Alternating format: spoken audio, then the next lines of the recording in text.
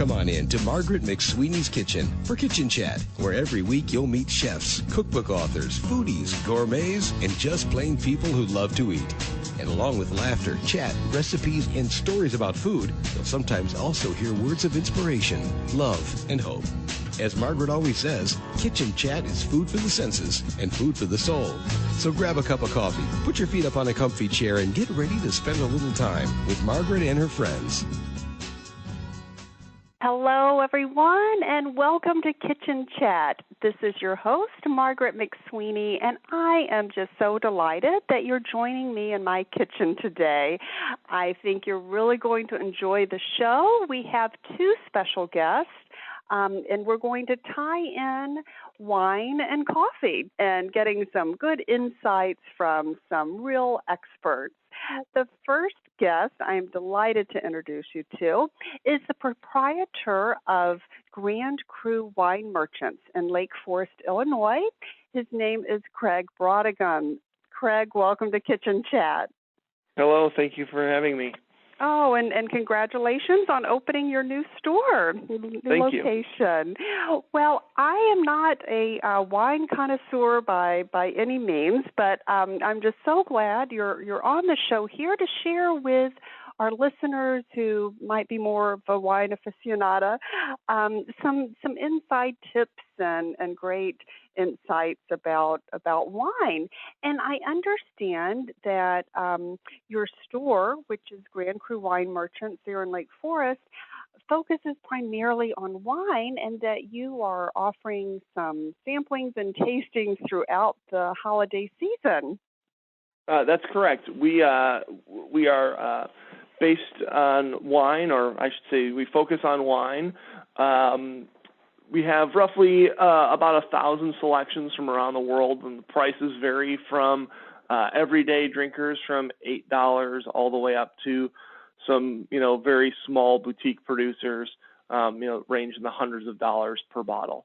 Tastings, like you said, tastings are free of charge, and there's a list on our website because we're always changing at www.gcwines.net. Just go under the special events page or column, and you'll see all the upcoming tastings. That sounds great, and listeners will make sure we put a link to this website that Craig just mentioned. Now, with this holiday season, of course, there are lots of different parties and festivities that people attend, and it's always nice to bring along a little hostess gift. Now, what is something that you think a host or hostess would really appreciate wine-wise to receive as a gift from a guest? And different price points, too.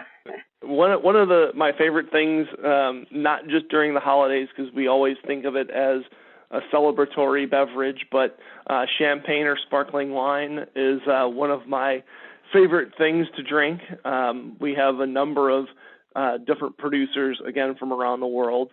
One that's a little bit unusual that we don't quite think a lot about is sparkling wine from Argentina. And there is a small producer called Reginato. They make two wines. One is a little bit more mainstream than the other. The one I'm going to recommend today is the Reginato Blanc de Blanc. It's Torrontés, which is an indigenous varietal to Argentina, and Chardonnay. It's $15.99 a bottle, and it has lovely aromatics. Torrontés, very similar to kind of Riesling-esque. It has wonderful aromatics to it, very clean, crisp. So that's a nice alternative to going out and going crazy, with expensive champagne. Right. Mid-price, which would be Duval Loire, medium-sized producer, but lovely. I have a great price on it right now, $29.99. So usually when I say, people ask about sparkling wines and where does champagne start, it's usually about $40. So this is a very unusual promotion that my distributor and Duval Loire are running. So great product at a great price. And then finally, if money is no object, the 2002 Pierre Peters Le Chantillon, which is a Grand Cru site in Le Mesnil. So we're talking about real champagne now, and just kind of the top of the mark, 100% Chardonnay, and just something for a special occasion, or if you're looking to really celebrate. And that's $139.99 a bottle. Great. So is that kind of like a Dom Pérignon? Yeah, this is something that, one of my big passions is grower champagne, and grower champagne is a number of people that farm a certain amount of land, and they produce their champagnes or their wines from that land. And when you start talking about larger producers like a Moet Chandon or Veuve Clicquot, they produce, they get grapes from a number of growers throughout Champagne. And when they do that, you're blending all the different nuances of Champagne away to kind of make, or I shouldn't say of Champagne, but of the region that the grapes are coming from. So rather than a wine that tastes of a place, you're making a wine that tastes of a style that the winemaker is making. Is it better or worse? Some people, go back and forth on that, but I like to support little guys because that's who I am, and something kind of unusual. Exactly, and this is interesting. I did not realize that, that they gather from different areas within the same region. So the ones that you offer are very much grower champagnes, which are grown specifically. So the wines would all be, and the grapes would all come from the same land. Yeah, and there's, within Champagne, there's just different regions, and within those regions you have different tastes. So something like we talked about Pierre Peters, and they're in Mesnil, that is Chardonnay country. A producer like, let's see here, Ayala. If we can just take a step back, as I said, I am not a wine connoisseur. So what kind of grapes go into making champagne? Is it a Chardonnay, or does it vary? It's typically, it varies. So there's three main grape varietals that are in Champagne. One is Chardonnay, one is Pinot Noir, and then the third grape varietal is Pinot Meunier. And depending on the region, if it says Blanc de Blanc on the label, that wine will be made exclusively with white grapes or Chardonnay. Okay. If it says Blanc de Noir, it's white from black, and they're actually using the Pinot Noir grape in a larger percentage than the Chardonnay grape. Most producers will have kind of a combination of both, or all three grape varietals or two varietals. And then they will also, for a non-vintage, so something that doesn't have a vintage date on the label, you'll have multiple. What does that mean? I'm sorry, what does a vintage date mean? A vintage date will mean that it comes from, all the grapes come from one specific vintage.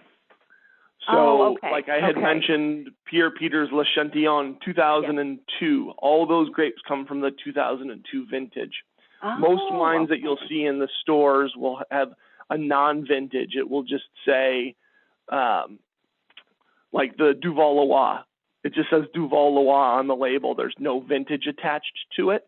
And what they do is, to maintain their house style and to maintain consistency, they will go and they will use multi-vintages. So they'll have a lot of wine in reserve that they call reserve wines, and they'll blend those older wines with fresher wines to maintain that house style. So if you buy a bottle tomorrow, and if you buy a bottle in 5 years, they'll very much be very similar in quality. So when you see reserve, because I've seen that word on bottles, what does that mean then? It's the wine that they've held back, or? Well, there's in America, there's no formal laws that say reserve means has any connotation to it. So some people say yes, reserve is something that they find to be better. So it's sometimes held longer in barrel or bottle, and then it's released. But everybody has their kind of own what they think reserve means, but sometimes it means nothing. Just like old vines in California, sometimes it doesn't mean anything. I am learning so much here. So Champagne comes from 3 main grapes, and we talked about the Chardonnay and the Pinot Noir. And what I'm confused about, Pinot Noir would be a red grape. Is that right? Yep. That's so correct. How do they make something that's clear and sparkly from something that's red? Well, that's a lot of people don't realize that when you have red grapes, when you squeeze them, you actually get white juice. Oh, okay. And what happens when, say, another one that everybody comes in and they ask for Zinfandel, and I automatically take them over to the red Zinfandel section of my store. They look at me and go, "There's a red Zinfandel." Everybody assumes that all the Zinfandel is white. Right. Very, very similar kind of winemaking technique. So when you squeeze red grapes, you get white juice, and what makes wine red is actually the skins. That's where all the pigment comes from. So you can make white Merlot, you can make white Cabernet, you can make white Pinot Noir. It's just about the skins and having the skins macerate on the juice for an extended amount of time. Oh, and I did not understand the word you just said before. Having the skins, what? Macerate. So you have the skins that sit with the juice. Okay. So they kind of marinate or whatever. Exactly. That's what so after they press the juice out of the skins, they take the skins and they put them back into that tank. And then fermentation will actually pull all the pigments out of that. So that's where you get your color. That's where you get tannins and things like that. And so for a rosé, a Champagne rosé, it all has to do with the skin again? How does that happen? Exactly. There's 2 ways to make rosé champagne. Mm-hmm. One is to actually make a still Pinot Noir, and then, so just regular Pinot Noir, and then they add that juice back into your champagne, so that's where you get your pigment from. Okay. Or you take your skins and you leave them on for a day or so, and that gives you that color. So those are the 2 different ways that you can have rosé champagne. Well, I am learning so much here, Craig. I appreciate this. Now, there was a third grape you mentioned I'm not very familiar with, Pinot Meunier. Meunier, okay. Yes. And what is that? It's a third varietal. It's kind of very similar to Pinot Noir. You don't see quite a lot of it, but it does exist, and there are some wines that are Pinot Meunier dominated, especially in Champagne. In Oregon and California, some of the sparkling producers make a still Pinot Meunier. So again, very much like Pinot Noir, lighter to medium bodied, with the aromatics and characteristics of Pinot Noir. Maybe slightly different, but along the same kind of lines. Okay. And so you are finding some really nice sparkling wines in Argentina then? Yep. Yeah, there's only a few producers that I know of, but it offers something a little bit different if the person that you're buying a gift from knows a lot about wine. It's something a little unusual. Yes. And so now I'm kind of understanding what you were talking about before, where a Blanc de Blanc, Reginado, that would mean it was from a Chardonnay group, Chardonnay grape, or? Yeah, it just has to be from white wines. So, like I said, it's Chardonnay and Torrontés, so 2 white varietals that make that up. Oh, okay. So that's another grape then, Torrontés, but in Argentina. Okay, and in Argentina then. Yes. Okay, and do you find that grape in California and other places, or is it just really indigenous to Argentina? I've never seen it anywhere other than Argentina. Interesting. So whoever receives this sparkling wine from Argentina will get a taste of a new grape. Yes. Oh, that is so fun. Now, are you seeing any other different places pop up in terms of being surprising sources for delicious wines and champagnes? Besides Argentina. And has Argentina been in the? Have they been producing wine for a while, or is this a fairly new new trend you're seeing? Argentina has been. They've been producing for roughly about 25 years or so, maybe 30 years, and the quality in the last few years has really skyrocketed. Partly because land at one point was very inexpensive. So rather than grow a winery in the region where you already had a winery, say you owned a winery in Napa Valley, to expand your winery in Napa Valley would be very cost prohibitive because land there is very scarce, it's very expensive.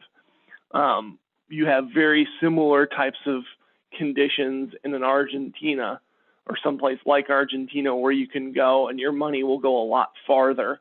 It'd be a lot less expensive to set up another winery in another location.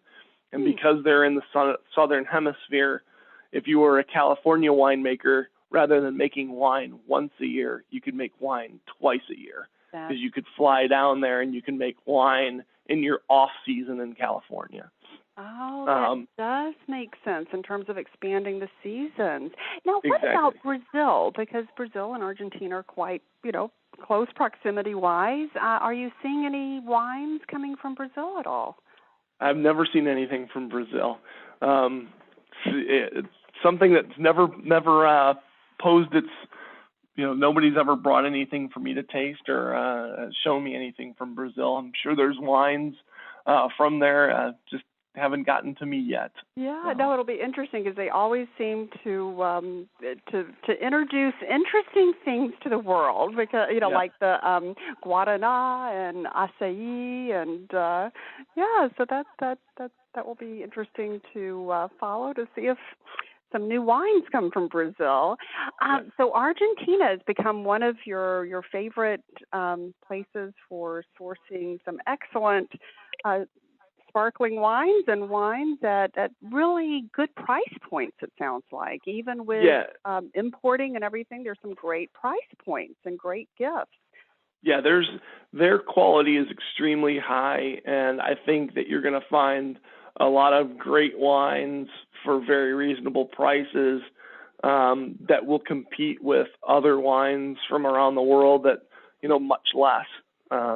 It's something that I've kind of found in the last 3 or 4 years of just trying, wine after wine. Part of my job is just tasting wine, and while everybody thinks it's a glamorous job, I'll have to say that there's a lot of crummy wine in the world. So that's kind of my, I taste them so you don't. Oh, that's great. That's great. So do you get to travel a lot then with your business?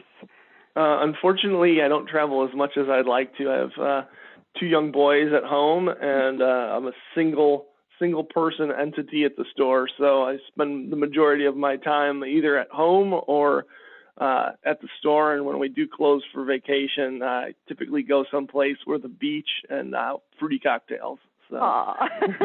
That sounds fun. Now, you've given us some great ideas in terms of hostess gifts, unique hostess gifts. What are some accessories that you have that make great gifts in the store as well that you can come along with? Do you carry glassware and other types of accessories for the wine enthusiast? I do. I have the line of Riedel glasses, which was probably the premier wine glass.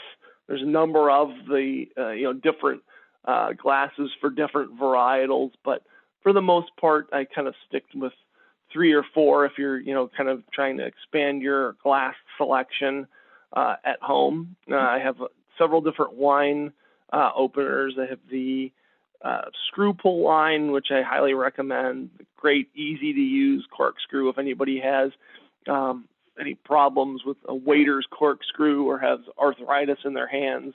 Just has a problem opening wine. It's very easy to use these corkscrews. And that's good to hear that there is an easy-to-use corkscrew. I don't know how many of my corks have landed into the wine bottle because of the corkscrew. And I've tried these, fancy ones. And for Thanksgiving, I was trying to open the bottle of wine, and, it was just awful. This new one did not get it off. So I'm glad to hear about this cork. What's it called? Screw pull. Great. Okay. So that's one that you recommend, and it's easy to handle. Yeah, very easy. That's great. Now, back to glassware. Does it really make a difference with taste, Craig, in terms of what wine glass you use with a specific wine? Is there a reason for the shapes?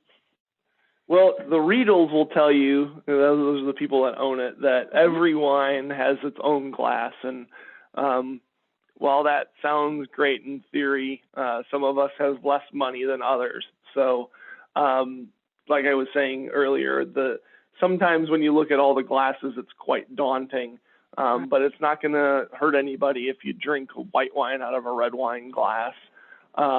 So if you are looking at Riedel glasses, the 4 stems that I have at home, and they're pretty much cover a broad range of varietals, would be the Cabernet glass, the Pinot Noir glass, a Champagne flute, and the Chardonnay glass. So your Chardonnay glass for your white wines, your Champagne for sparkling wines, Cabernet for any kind of Cabernet or Merlot, Malbec, things of that, heavier red wines, and Pinot Noir glass for aromatic wines. So Nebbiolo from Italy, so your Barolos, Barbarescos, Pinot Noir, things like that. And how do those differ between a Cabernet and a Pinot Noir stem? Is one like wider brimmed, or how can you tell the difference? Yeah, the Pinot Noir bowl actually is a lot wider with a narrower opening at the top. So what it's doing is it's capturing all those aromatics, and it's very focused towards your nose. Okay. Where the Cabernet glass is a little bit longer and taller, maybe not necessarily have as much aromatics as Pinot Noir. So it's just a different shape.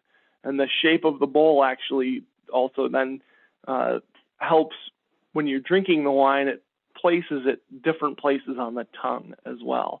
So it kind of hits your flavor profiles on, flavor tasters on your tongue differently for each glass. Interesting. Well, I've learned all about stemware today, too. Now, you always hear, the wine connoisseurs say, and this was such a good year for this type of wine. What makes something a really good year for wines? And can you share, a few really good years and maybe some special wines that you have in stock? Sure. Something, some people think a great year has to do with just what's in the bottle, but it really starts very early in the season in, January, February, March, in the early spring, with, conditions that help with the rest of the year. So a very, wet spring may have disastrous effects with, the summer temperatures and the summer set of grapes. So, long, modest growing season, not too hot, not too cold, basically is kind of, helps the grapes along. Number one, first and foremost, it's an agricultural product. So you're going to have variations vintage to vintage, no matter how great the vintage is. And that's what the winemakers, strives, is to try to make the best wine that they can every vintage. Sharing vintages is a hard thing because some people like certain vintages and some people don't. But what I can recommend is some, regions that are very consistent in their winemaking. And every time you seem to go and get a bottle of wine from that region, no matter at what price point, always delivers. So Washington State wines from the Columbia or Walla Walla Valley are very consistent in quality. California is another one. You don't typically see a lot of fluctuation in that. In California, in a decade, you may have 2 okay vintages, but 8, very good vintages. The Rhone Valley in France, another region that's very consistent. Those 3, Argentina, again, year after year, it seems like they're doing a lot of great things. And part of the reason behind that is a lot of these places are deserts, like Washington State. They have very little rainfall. They really deal more with frosts and freezing than they do with wet weather. And that really, wet weather is kind of the big detriment. Not only is it diluting the grapes because it's a plant, and when you water a plant, it sucks all the moisture up and it goes into the fruit. But you also have rot and things like that you have to deal with. Yeah. So I assume there are no wineries in Seattle when you talk about Washington State.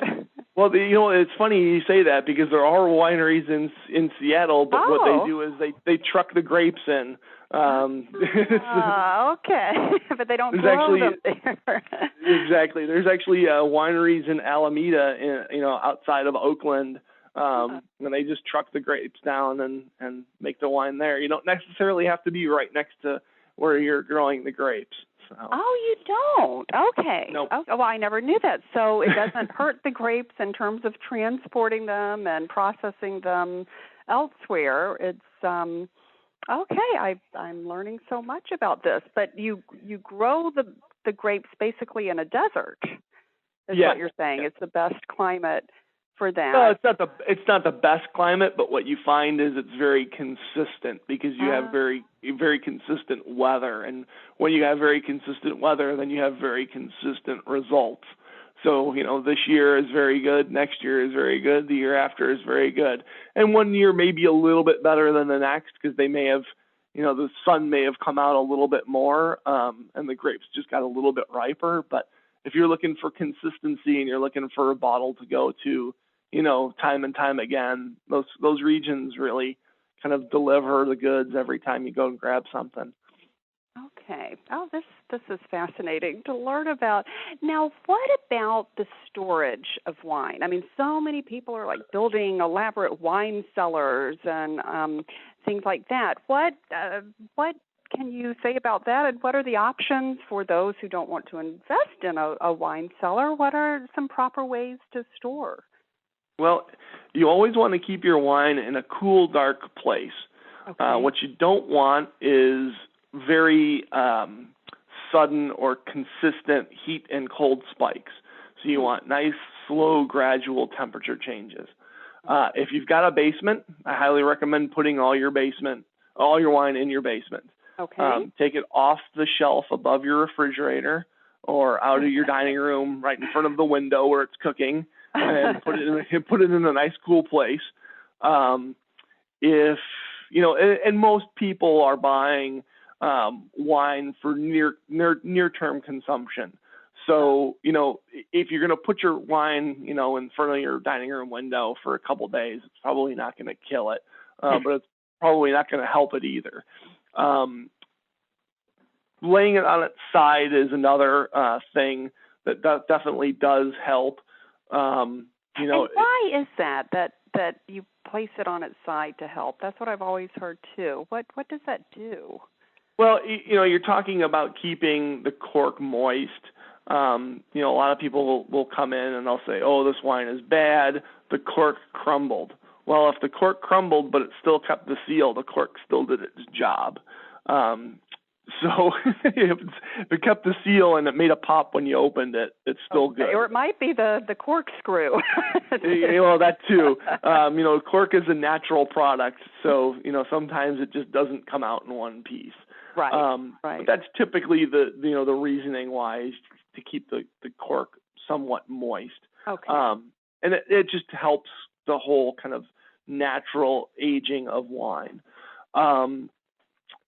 So cool and dark. And I'm sorry, I always hear about this aging of wine. why is it that wine gets better? Is that right, as it ages? Well, some things do and some things don't. When you really talk about aging wine, I'm talking about 1% of the world's wine, which is, some of the best vineyards in the world producing, the top tier of wine, that can really age 20, 30, 40 years. That's kind of what aging, in my mind, kind of think of. Okay. But all wine will age. Even the $8 bottle of wine that you just bought today, if you forget about it for a year, it's not going to go bad, especially if you're storing it correctly. Okay. We in this country, in America, we like to drink wine now. We don't like to wait. We don't like to hold on to anything. Mm-hmm. The other factor that kind of plays into that is wineries release their wine earlier and earlier and earlier. So we're drinking wine that's super duper young. I have reds now that are 2010s in the store. 2011s are probably around the corner from Southern Hemisphere. So they're pushing their wine out faster and faster, and these wines are extremely young. That's why sometimes when you open a bottle and you taste it and you go, yeah, it's okay, and you put the cork back in it and you sit it on its counter. The next day you'll go and you grab a glass and you go, wow, that's really, really good. Well, okay. That's why. That's what we talk about aging. It just kind of smooths the wine out, kind of gets everything back into balance. The tannins subside. It makes it just a little bit easier to drink. So, when you don't like that one bottle that you just bought, right, put the cork in it and try it again tomorrow, because 9 times out of 10, it's just a little young, and typically things get a little bit better as they sit open. So. Okay, no, that's great to hear. Now, what about champagne? And I have a funny story about this. I'll never forget with my, senior, being a college senior, my trip to Paris. It was such a wonderful treat. And I bought a bottle of Dom Perignon. And, and for a student's budget, that was big. And I'm like, I'm going to save this for my wedding night. And then, goodness, how many years later was it? Probably, maybe like 10 years later, I opened it and it was just flat. Does champagne not age? And I tried to store it, properly as I could. I mean, what happens with champagne? And is that something that you shouldn't keep on the shelf? A lot of people do age champagne. They do cellar champagne. And one of the things that happens with champagne is the bubbles actually do go away. So that's just part of it. It is still wine. What a lot of people forget about is champagne, and it's, again, this celebratory beverage. But in reality, it's white wine. So it will take on a lot of characteristics of aged white wine, aged Chardonnay, aged Burgundy. And you will lose some of the bubbles. I've heard kind of conflicting things, if you should put champagne on its side, if you should keep champagne standing up. I've yet to come up with my own answer, as we can never age champagne here because we always drink it at my house. But but yes, it will actually lose its bubbles over time. So you didn't probably do anything wrong, but you were probably looking for that celebratory pop, and it wasn't there. Oh, well, but it came in a lovely box. I remember it was just beautiful, and it was the thought that counted. And But okay, so what would be your absolute shelf life? Because I know probably several listeners out there might have a pantry full of hostess gifts that came along, or they purchased a bit too much in inventory for a party, and it's just still sitting there. At what point do you toss or keep, I guess, in terms of red wine and white wine? Well, I always vie on the side of youth. So, if you're looking at the labels and you're going, wow, this is 10 years old, there's a good chance that it's probably not its best. But the only way you're going to know is if you open it. So get that handy corkscrew out and start going through the bottles. And, it's also the holidays, and, great bottles of wine are consumed during the holidays. So now's the time to start opening them. But, it really depends on the wine. If you've got a lot of $10 wine that's 10 years old, most likely not. But if it was stored correctly, you never know. You may have that one kind of oddball out there. But usually I would say white wines anywhere between 3 and 6 years, and red wines, especially domestic wines, no more than 10. No more than 10. But you could use it as cooking wine, I assume. If you just don't want to throw out a full bottle, can you repurpose it? Well, I wouldn't cook with anything that you wouldn't drink. So try some, and if it's good and it tastes good, then drink it. If it's not good, if you taste it and it's not drinking great, I wouldn't cook with it. You always want to use the best quality ingredients when you're making a dish, and if something tastes funny, well, your end result is going to taste funny too. So. Okay, that is wise. When in doubt, throw it out. Yeah. The old adage goes. Oh, Craig, thank you so much for sharing your expertise on wine with us, and I encourage the listeners to check out Craig's new venue, Grand Cru Wine Merchants, there in Lake Forest, Illinois. For those who live out of the state, you can order and access via the internet, www.gcwines.net. So thank you so much, Craig, for being on Kitchen Chat. All the best. I am delighted to introduce you to Tim Coonan. He is a classically trained chef and is also a chef instructor at Washburn, and we'll go through quite a bit of his repertoire, and it's very impressive. He was at Spaja and P.F. Chang's and Gordon Sinclair in the early 90s, classically French-trained chef who also worked with master chefs in Paris, such as Christian Etienne and Michel Messonnier. I just can't wait for you all to hear about his passion of coffee. So join me now as we welcome Chef Tim Coonan into the kitchen for some kitchen chat. Welcome, Tim. Hi, Margaret. How are you? Just fine. I'm just delighted that you are with us today, and I can't wait to hear about your own culinary journey, which has taken you to some of the finest kitchens in Paris and throughout France, and then you too ended up on a unique journey in terms of going back to what you really love, and that is coffee. So this is true, Margaret. It's amazing that a guy from Indiana, from a small town in Indiana, I've had a wonderful journey in the culinary field, and it's taken me to France and New York, and ended me up here in Chicago and working at some really. And yes, coffee has been for 25 years been something that's been a passion of mine, something that's been not only taking care of me early in the morning, but been wonderful gifts to family and friends, and it's just a great vehicle for conversation in the morning. Yes, because we always just converse and connect over coffee. That's such an essential part of the experience, and I cannot wait to get into all the coffee talks. But first of all, we must chat for just a couple of minutes about the Rainbow Room there in New York City, where So just tell us a little bit about that, and then I'd love to share my connection with Rainbow Room, a little personal story I haven't shared with anyone. Well, the Rainbow Room was my first job out of culinary school at Johnson & Wales, and so that was in the very early 90s, it was a little bit daunting. I mean, the Rainbow Room does thousands of meals every day, and as a young culinarian, it was a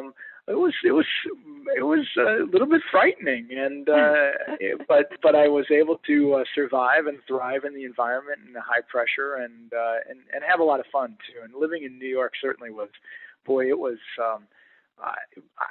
I had eye-opening experiences, and just would walk around and be amazed at the incredible city of New York, and the history and the buildings and the Statue of Liberty and all those things. Yes, and it's a culinary mecca there, and the Rainbow Room, of course, there on top of it's the Rockefeller Center, right? Yep. 65th floor of the Rockefeller Plaza, right? Yes, is an iconic place with a fabulous restaurant, of course, Rainbow Room.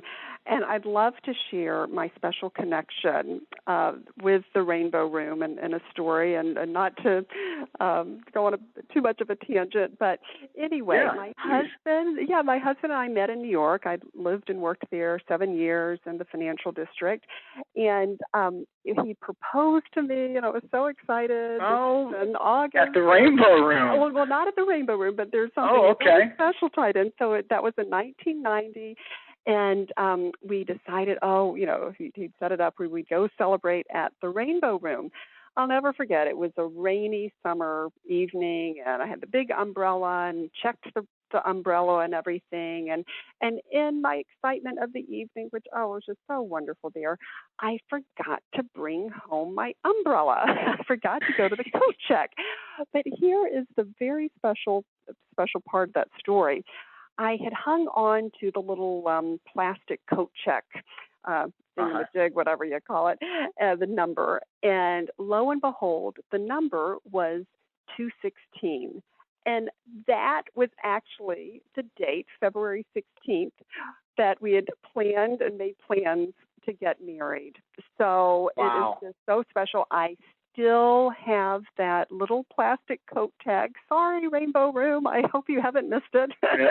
Margaret, you'll never guess what my birthday is. No, February 16th. February 16th. Oh, yep. Wow. February 16th, 1965. Isn't that a small world? Oh, well, there you go. That's funny. New connection to the Rainbow Room with 216. Hey, cool. Yeah, so pardon my little tangent, but I just wanted to share that. But that's wonderful. Oh, well, thank you. So I'm just so curious about how you went from the Rainbow Room into starting this wonderful new business. And listeners, I can't wait for you to hear about this. It's called Big Shoulder Coffee Works, and the email address, or rather the website, and let me make sure I get it right, Tim, is www.bigshoulderscoffee.com. Yep. And that is just being constructed now, but there is a way to reach Tim Coonan, regarding coffee. But he is, here he is a classically French-trained culinary chef in Paris and France, and Paris, France, and also in New York and Chicago. And he went back to something he really loved, and that is roasting coffee. So could you tell us kind of the Well, I've been a home roaster of coffee for many years, and these have been the coffee that I've roasted has been for my own personal consumption, or it's been for family and friends around the holidays and special occasions, things like that. And really, I got to tell you, the birth of Big Shoulders Coffee coincides with the birth of my 5-year-old daughter, Kate. Aww. And so the lifestyle of a chef isn't really conducive to family life. And when Kate came along, my wife and I, it might, in today's day and age, it may sound a little bit old-fashioned or corny, but we really believed that it was important for one of us to be around for our daughter. And that's not corny or old-fashioned at all. I think that's wonderful. Yeah, and you know what? I'm lucky because I digress. My wife's career was really taken off at the time of Kate's birth, and I had just finished up a consulting contract and was heading back to Chicago. We were moving back to Chicago from the West Coast, and we decided that I would step away from restaurant operations and I would teach. So I started teaching, and teaching is teaching it by itself is a wonderful job. I work 30 hours a week, Yeah. And I get to still keep my hands on the pans, as it were, and call myself a chef. Yes. And touch and develop young culinarians and help them along their career and encourage their passion. But the bigger picture here is that it's allowed me to be a father, and there's not many chefs, sadly, that can claim that. And but at the same time, having worked in restaurants and these high stress environments, like some of these really wonderful restaurants, like Spiaggia, for instance, where I was a chef de cuisine. I was working 80, 90 hours a week and 6 days a week, and very long hours, 16, 17-hour days. And that's the life of the chef, and that's the image that you don't get to see on TV, where it seems very glamorous on TV, but you have to have a real passion to do this sort of work. It's an act of contrition, is what it is. Right. And so there's not many chefs that get to be really there for their kids, and so I consider myself really lucky to be able to be there for Kate. And but in spite of that, I was going kind of crazy on those days where Kate would take 2-hour naps, a couple times a day, and I can't leave the house. I'm kind of trapped. So I went back to something that I've been doing for a long time. And I got to tell you, the first time I roasted coffee 25 years ago, in a saute pan in an apartment in Indianapolis, and I'm surprised my neighbors didn't call the fire department. It created so much. So roasting coffee creates a lot of smoke and a lot of fumes. Good, albeit good, really wonderful fumes, but it creates a lot of fumes and smoke. So I started roasting coffee 4 years ago on our back porch, and started You're in Chicagoland, right? In Chicago, yep. Okay. Here in Chicago, right in the city. And I started delivering it in the afternoon with Kate sleeping in the back seat of the car. Aww. And we got up to 40 customers. Now, and when you say customers, you're talking like wholesale. Yeah, well, no, customers. So it started out as just gifts to friends and family, and then it became friends of friends and friends of friends of friends, and so they were calling me, asking me for coffee, and they wanted to get on board. And so what I did was I would deliver every week. I would deliver a pound of coffee to people's door, and I would put it in their mailbox, or I'd stick it on their back porch, or I'd put it in a secret place, and they were getting the freshest coffee available. And it was probably costing me more in gas money than it was, than I actually broke even. But it's been fun. So we've established that there's a viability in the market, and and so we are looking at a retail space, and are probably going to get that going in mid to late January, and that's at 1105 Chicago Avenue in Chicago. Great. And it's right near the intersection of Chicago, Milwaukee, and Ogden. That's a great intersection. It's a great location. So we're super excited, and so that's kind of how it's taken off. Good. And I just cannot wait to learn here. You're the coffee connoisseur, if I could give you that title. Okay. I love to drink coffee. Could you provide? I love to hear that. Yes, myself and the listeners, just kind of a little bit of background on coffee. You say, I like to roast coffee. I mean, are you roasting the beans, and where do you source the beans? What determines, what type of bean is a better type? If you wouldn't mind just giving us sure, of course. Coffee.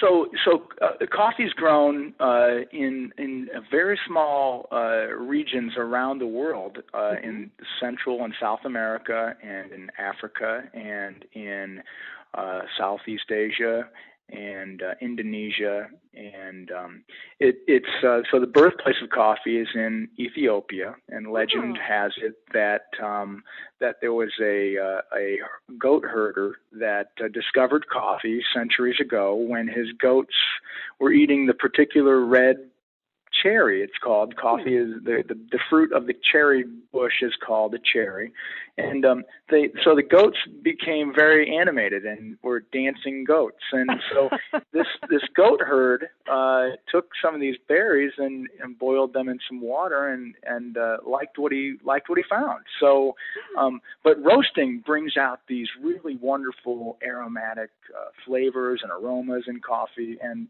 coffee is really complex. Once it goes through the roasting process, it becomes more complex than even wine, and wine is quite complex. But so there's several, acids and sweetness and fruitiness and earthiness and different flavors that can be developed through the roasting process, whether it be, say, a light dark or a medium kind of a roast. And how does that? And I'm so sorry. I'm just trying to understand. Fine. First of all, back to that berry. So is coffee really like red berries? Or? Well, it's kind of like like we would consider a cherry, like a sweet cherry. So it has a red fruit on the outside. That's really, it's inedible. There are some people that are trying to do some things with it to create use it to till back into the land to create sustainability, and it's used as a mulch and this sort of thing. But it's essentially an inedible husk on the outside, and on the very inside is what we actually consider the coffee bean. Coffee is like a pit, essentially. Yeah, exactly. You're absolutely right. Right. So it gets, somewhere, I mean, it's amazing how these things happen, but somewhere along the line, somebody decided, hey, I'm going to take these inedible things, and I'm going to take the pit, and I'm going to roast it, and I'm going to grind it, and I'm going to boil it in some water, and boy, it tastes pretty good. It's just some of the things that we eat, oysters, for instance, or lobster, or, just somebody somewhere along the line was hungry enough or thirsty enough to do these things. And that's really amazing. And the journey of food and how food develops. That is amazing. And to assume it wasn't poisonous when they were ingesting it. Yeah, right. Yeah, you try it. No, I'm not going to try it. No reservations. Yeah. Oh, wow. That is great. So anyway, you have always had this love of roasting. So you are essentially creating new coffee flavors from the beans.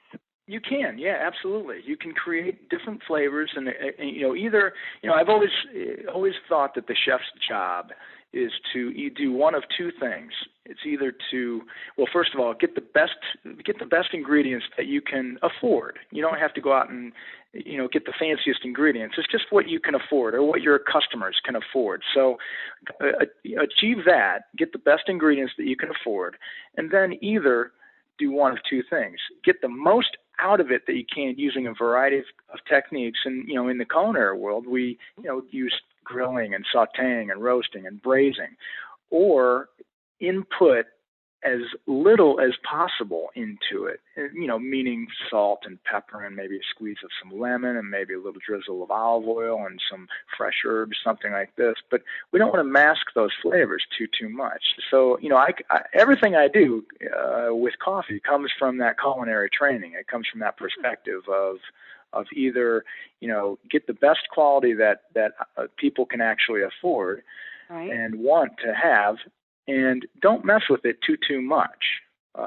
So the roasting itself is the most dramatic part of dealing with the bean. And what makes it dramatic? What do you mean? Well, when we take these green beans, and they're essentially, if we were to take these green beans and put them into a coffee grinder at that point, they would break the coffee grinder. They're very, very hard. They're like stones. They're like a cherry pit. Just like you said, Margaret. So it's a pit that's very, very, very, very hard, very dense. But it does have a small amount of moisture in it. Not unlike a popcorn kernel. When you pop corn, the moisture in it makes it explode. So with coffee, we roast it in a coffee roaster, and this is a if to give you an image of what this is like, this coffee roaster is a perforated drum, kind of like your clothes dryer. Okay. And it spins around over usually an open flame, like a gas flame. There are some people exploring and playing around with wood flames, and that's kind of interesting. But it's usually some sort of heat source, and it spins around and rotates at we're talking about between 425, 475 degrees, something like that. And so it's pretty intense heat. It is. Now, just a quick step back. We both had lived in New York, and I remember, the wonderful aromas of autumn and winter with roasted chestnuts. Remember how? Yeah. So is it kind of the same concept that you're roasting coffee instead of chestnuts? Yeah, it really is. It really is. And when I first started roasting at home, I used a saute pan, and then I quickly moved to an antique popcorn popper that I could turn a crank and put it over a flame, and this crank moved paddles that distributed and stirred the coffee beans in the pan. So yeah, it's certainly very, very similar to roasting chestnuts. Great. Okay, and so you are roasting these coffee beans, and where do you get them? Do you actually travel to these places, or do you? I don't. There are some people that do, and that's really that's really cool that they can do that.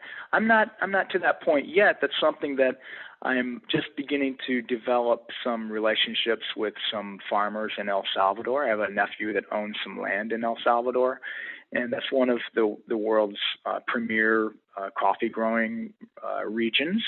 And so I hope to someday travel down to Brazil and Colombia and go to Kenya and see these farmers at work and see what they do and see the hard work that they do, and the beans that travel so far, and the consumers, and educating the consumers on the complexities of the coffee is one of the the three most traded items in the world are coffee, wheat, and oil.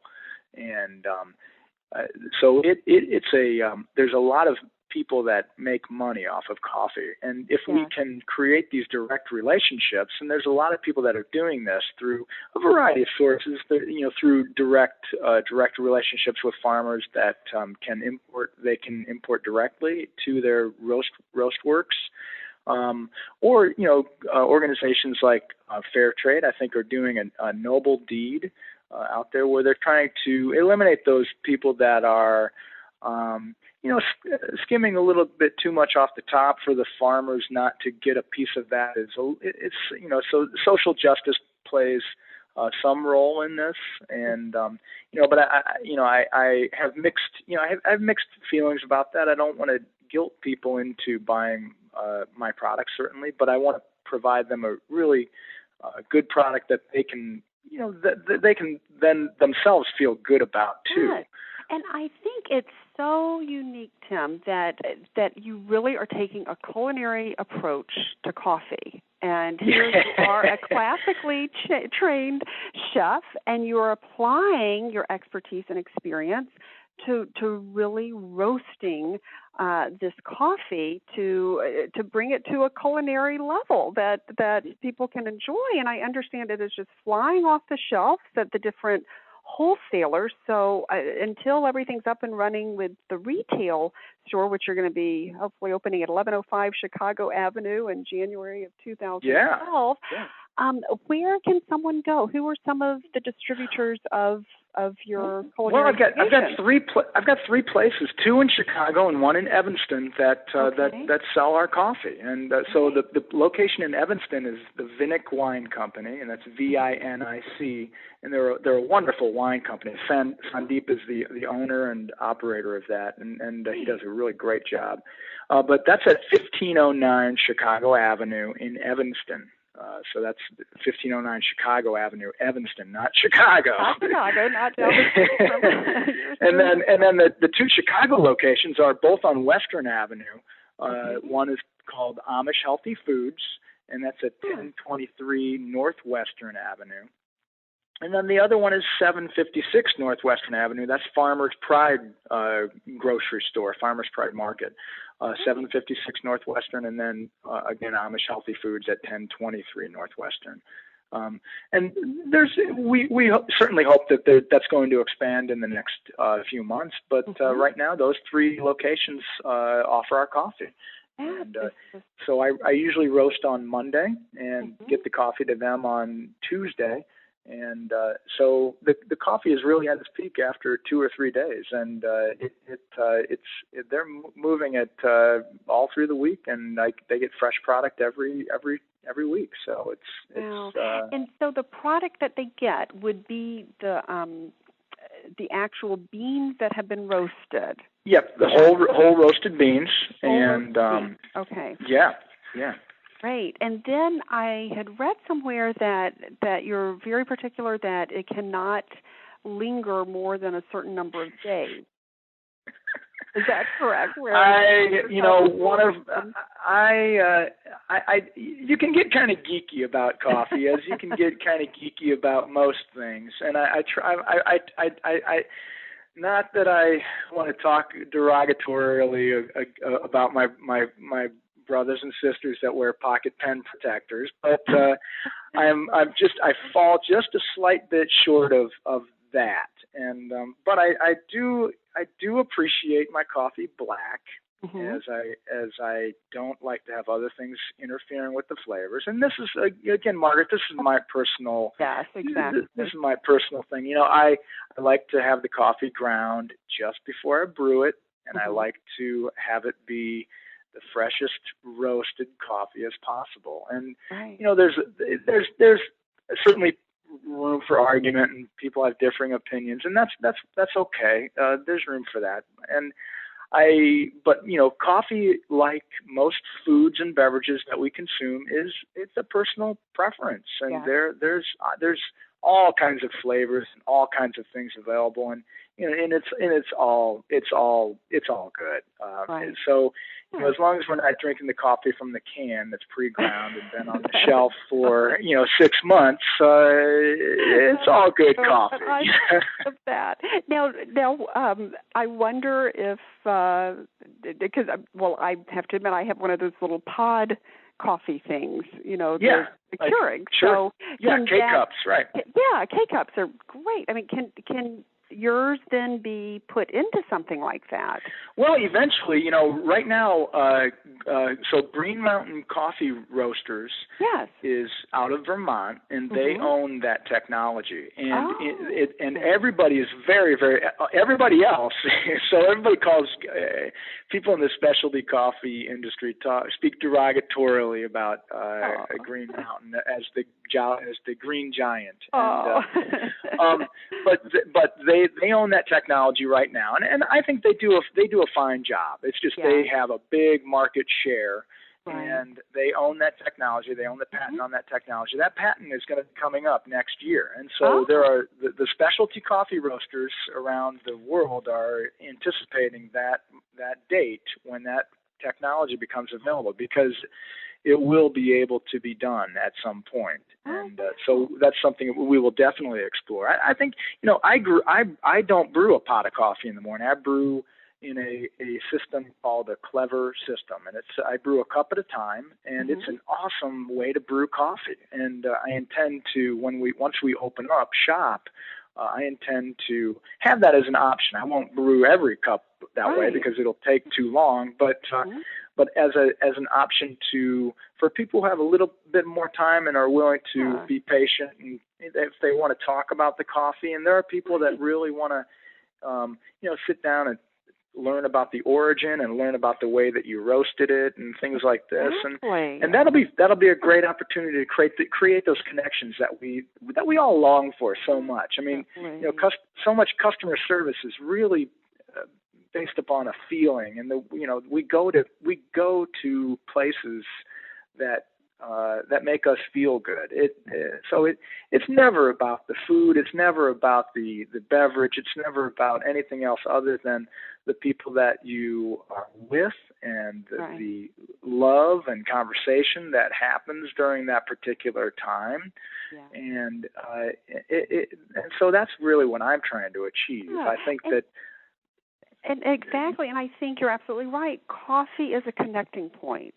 And yeah. And as chef, you're applying, this wonderful culinary skill to that, as you talked about, the individually brewed. It's like the individual presentation of a dish that you prepare. So I just think that makes it even more special. And I just applaud you in your efforts and going back to what your passion is in roasting coffee. Just as a takeaway and a tidbit for the listeners, for those who might be brave enough to try to roast coffee, is this something they could try, on their own at home to kind of just attempt to, and what would you suggest for them on that? I would, a couple things. Of course, no, you cannot do that at home. I want you to come buy the roasted beans from me. Of course. But no, that being said, no, I have two nephews that roast coffee that I've shown them how to roast coffee, and it's really quite simple. And there's a lot of resources that you can look for on the internet. Mm-hmm. And if your listeners just if they did a search of just simply home roasting coffee, and they would find a lot of resources for green beans, and they would find resources for people that have success and small failures and big failures, and do at your own risk, I guess. Is the have a fire extinguisher close by. Right. And I always have a fire extinguisher close by, and as my listeners know, and as you now know, and I'll refer to you now at this point as Chef Tim, do you have any words of wisdom for me as I begin my culinary journey here at an older age and am learning how to cook? What would you give as an important tip for myself and those other listeners out there who are just venturing into the kitchen as well? Well, I think that any act of cooking, how humble it may be, is noble. And I have several friends that I dine with at their homes, and they're always very nervous about cooking for me. And cooking is an act of contrition. It's an act of love. It's an act of caring for someone. And so I think we put too much pressure on ourselves about that. And so there can be beauty in a simple pot of soup, or a really wonderful fresh baked loaf of bread, or a simple salad. And it's really about the companionship and the community that you create. So first of all, I'd say, don't put so much pressure on yourself. Relax, enjoy it. And, and understand that even today, especially today, in this day and age, we don't get these opportunities very often. I mean, my wife comes home from work late, and oftentimes she has a cold plate of leftovers that's sitting on top of the stove. And it's usually on the weekends, Friday, Saturday, and Sunday night, that the three of us, Kate and Patricia and I, can sit down together and break bread. Yeah. So what I'm saying is that anything's going to be appreciated, even the most miserable failures, at least in your eyes. So keep practicing, keep making mistakes, and learn from your mistakes. Okay. And and do those recipes over and over again, because my students at school, they get tired of the 6 or 7 or 8 recipes that I do, but they throughout the semester I see them progress. And it's because it's easy to make something once and either do it well or not, and then move on. It's really a challenge to do it well and then continue to do it well and a second, a third, a fourth time. So keep practicing, and you're going to be fantastic, Margaret. Don't worry about it. So kind. I appreciate your words of encouragement, and so basically it's just really an act of contrition and also a practice of consistency and just connecting. I love that. Just wise words from Chef Tim Kunin, who is also the founder of Big Shoulders Coffee Works, and you can learn more at bigshoulderscoffee.com. I'll also provide a link on the Kitchen Chat website. And I have one final question. Do you see any trend or possible trend using coffee as an ingredient in dishes? Absolutely. So absolutely. What is taking starting that? I see it in desserts is the most prominent ways that I see it used. Mm-hmm. But also I've seen it recently as a dry rub on, say, a steak that you're going to grill. I've seen espresso, so fine ground coffee and fine ground cocoa and fine ground like chilies, like cayenne pepper or something like this, used as a dry rub on a steak, and the steak being seared or grilled over a hot fire, and it's quite delicious. That is very interesting. So maybe we'll see the next line coming from you of being coffee rub. Maybe, perhaps. That sounds great. Well, thank you so very much, Chef Tim Kunin, for being with us on Kitchen Chat, for educating us a little bit more here about coffee and the process of roasting. And we wish you all the very best with your Big Shoulders Coffee. And everyone check that out in January, 1105 Chicago Avenue. And I just love the idea and the concept, especially here on Kitchen Chat, because I broadcast from my kitchen counter with a cup of coffee right by my side. Beautiful. And it's Margaret, thank you. It's been a pleasure. It's been really wonderful having a conversation with you. Well, thank you. I look forward to speaking with you more. Same here, and I look forward to tasting that coffee. And meanwhile, everyone, I just hope you can find those special moments throughout the week, maybe even the weekend, to sit down with family and friends to gather at the table and over a cup of coffee connect and converse. And while you do, remember always, savor the day. Thank you for joining us today. If you're interested in Margaret's books, A Mother's Heart Knows, Pearl Girls Encountering Grit, Experiencing Grace, and Go Back and Be Happy, please just click on the covers on the webtalkradio.net page in front of you. Margaret would love to connect with you and hear from you, so join her on Twitter, Facebook, her blog, or click on this website to leave a note and share a recipe. Thank you again, and we'll see you here again for a new show next week.